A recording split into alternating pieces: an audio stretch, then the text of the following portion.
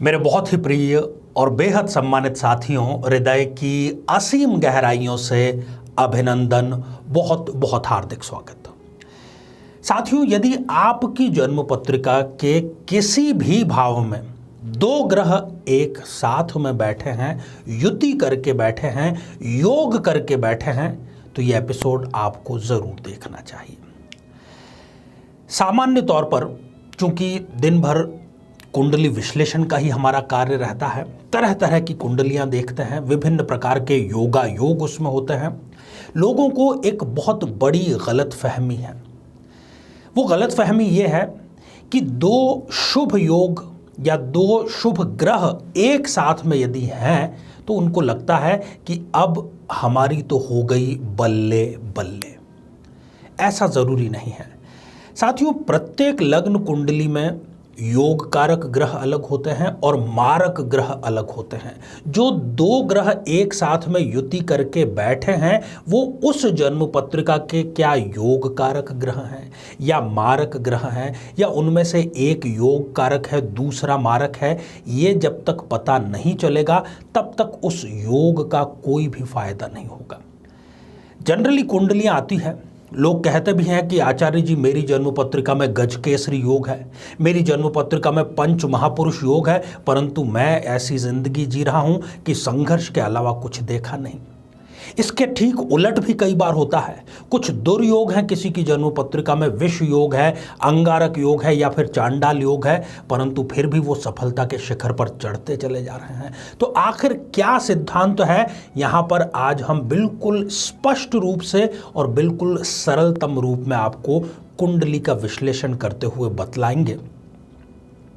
साथियों, इस पर हम चर्चा करें इससे पहले एक बेहद ज़रूरी सूचना कि हम हमारे प्रत्येक एपिसोड के अंत में किसी न किसी हमारे सम्मानित दर्शक के प्रश्न का उत्तर देते हैं, और ये प्रश्न हमें प्राप्त होते हैं कमेंट के माध्यम से, यूट्यूब चैनल के कमेंट के माध्यम से। तो यदि आपको भी अपना प्रश्न पूछना है कमेंट के माध्यम से तो आप अपनी date of birth, time of birth, place of birth ज़रूर लिखें कमेंट में। साथ ही दो सावधानियां रखना है। एक तो आपको कमेंट की शुरुआत में लिखना है #आचार्य चंद्रकांत। दूसरा, इसी एपिसोड से संबंधित एक प्रश्न आपसे पूछा जाएगा, इसी एपिसोड के अंत में उसका सही उत्तर साथ में लिखा होना बेहद जरूरी है। तो आइए साथियों, बात करते हैं आज के मुद्दे की, योग की। योग दो सिंपल से शब्द हैं। अब योग का अर्थ होता है दो किसी भी वस्तुओं का मिलन, जोड़ को ही योग कहा जाता है। साथियों, जब दो वस्तुएं मिल जाती हैं तब किसी एक नई चीज का निर्माण होता है, परंतु हमें एक भूल बिल्कुल नहीं करनी चाहिए कि हमेशा श्रेष्ठ ही परिणाम होगा, क्योंकि आप योग के आगे अगर सु लगा देंगे तो वो हो जाएगा सुयोग, मतलब अच्छे परिणाम देने वाला, और यदि उसके आगे लग गया दुर तो फिर हो गया वो दुर्योग, अर्थात गलत परिणाम देने वाला, संघर्ष देने वाला। और यह भी जरूरी नहीं कि दो श्रेष्ठ वस्तुएं या दो श्रेष्ठ ग्रह, दो शुभ ग्रह हमेशा सही ही परिणाम दे, यही गलतफहमी हमें दूर करनी है। साथियों, क्या आपको पता है कि शहद कितना महत्वशाली है? शहद का आयुर्वेद में, उपचार में, स्वास्थ्य के लिए बहुत अच्छा प्रयोग है। और दूसरी वस्तु है घी, जो कि अपने आप में सर्वोत्तम पदार्थ है। परंतु यदि इन दोनों की युति हो जाए, योग हो जाए, तो ये एक विष का रूप धारण कर लेते हैं। दो श्रेष्ठ वस्तुएं एक साथ यदि मिला दी जाती हैं तो वो श्रेष्ठ तो छोड़िए, बहुत ही खतरनाक परिणाम देने वाली हो जाती है। और इसके उलट आपने देखा कि कई प्रकार की दवाइयों में विष का, सर्प के जहर का, या किसी जहरीले पौधे जैसे कि धतूरे इत्यादि का प्रयोग होता है। कहने का अर्थ यह है कि जो हमें विष नजर आ रहा है उसका ठीक से प्रयोग किया जाए तो वो एक अमृत का रूप धारण कर लेता है। साथियों, आपको ज्यादा कंफ्यूजन न हो इसलिए हम एक जन्म पत्रिका के माध्यम से इसको सरलता पूर्वक समझने का प्रयास करते हैं। साथियों, ये जो आप स्क्रीन पर एक जन्म पत्रिका देख पा रहे हैं, ये हमने उदाहरण के लिए ली है वृषभ लग्न की जन्म पत्रिका। आपकी जन्म पत्रिका किसी भी लग्न, किसी भी राशि की हो सकती है। अब आपको ये देखना है कि आपके किसी भी भाव में दो ग्रहों की यदि युति है तो वो आपकी कुंडली में वो ग्रह योग कारक है या फिर वो मारक है। देखिए, तीन सिंपल से सिद्धांत है। यदि योग कारक प्लस योग कारक अर्थात दो योग कारक ग्रहों की यदि युति है तो वो आपको श्रेष्ठ परिणाम देंगे अपनी दशा अंतरदशा में। यदि दोनों ही मारक ग्रह हैं तो फिर वो आपको अपनी दशा या अंतरदशा में बहुत ही बुरा परिणाम देंगे। अब मान लेते हैं कि एक ग्रह योग कारक है और दूसरा ग्रह जो है वो मारक है। अब देखना होगा कि उन दोनों में से डिग्री किसकी अधिक है। जिसकी डिग्री अधिक होगी वो हावी रहेगा। यदि योग कारक ग्रह की डिग्री अधिक होगी तो वो मारक के प्रभाव समाप्त कर देगा, और यदि मारक ग्रह की डिग्री अधिक होगी तो वो योग कारक के प्रभाव को समाप्त कर देगा। उदाहरण हमने लिया है वृषभ लग्न की जन्म पत्रिका में। साथियों, यदि वृषभ लग्न में आप देखें तो सूर्य सुखेश हैं, पूर्ण रूप से योग कारक है। शनि जो कि भाग्येश और कर्मेश हैं, पूर्ण रूप से योग कारक है। कहने का अर्थ यह है कि वृषभ लग्न की इस जन्म पत्रिका में सूर्य और शनि दोनों ही योग कारक ग्रह हैं।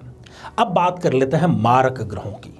इस जन्म पत्रिका में मंगल देव जो कि सप्तमेश और द्वादशेश हैं, प्रबल रूप से मारक हैं, और गुरु जो कि एक शुभ ग्रह है परंतु फिर भी इस जन्म पत्रिका में वो मारक ग्रह होकर के मारक का परिणाम देंगे क्योंकि अष्टमेश और लाभेश हैं।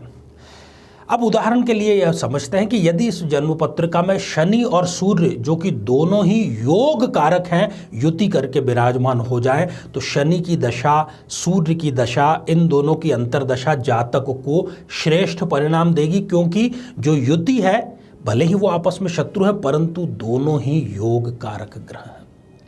अब दूसरा उदाहरण, यदि मंगल और गुरु इन दोनों की युति हो जाती है, क्योंकि मंगल भी और गुरु भी दोनों ही इस जन्म पत्रिका में मारक ग्रह हैं तो वो इनको बुरा परिणाम ही प्रदान करेगा।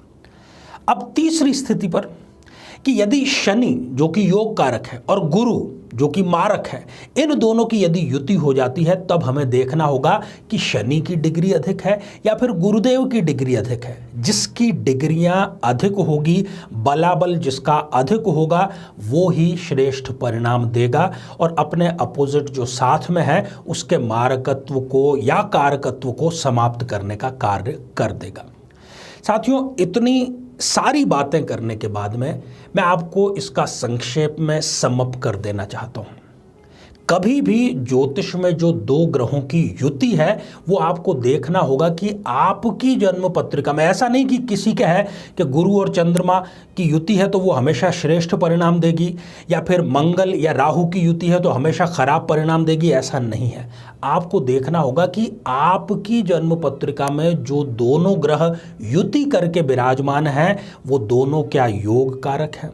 यदि दोनों योग कारक हैं तो श्रेष्ठ है, दोनों युति करने वाले दोनों मारक हैं तो खराब है, और एक योग कारक और दूसरा मारक है तो फिर डिग्री वाइज हमें उनका बलाबल देखना होगा। जिसकी डिग्रियां सही संतुलित होगी, प्रबल होगी, वो अपोजिट वाले के प्रभाव को समाप्त कर देगा।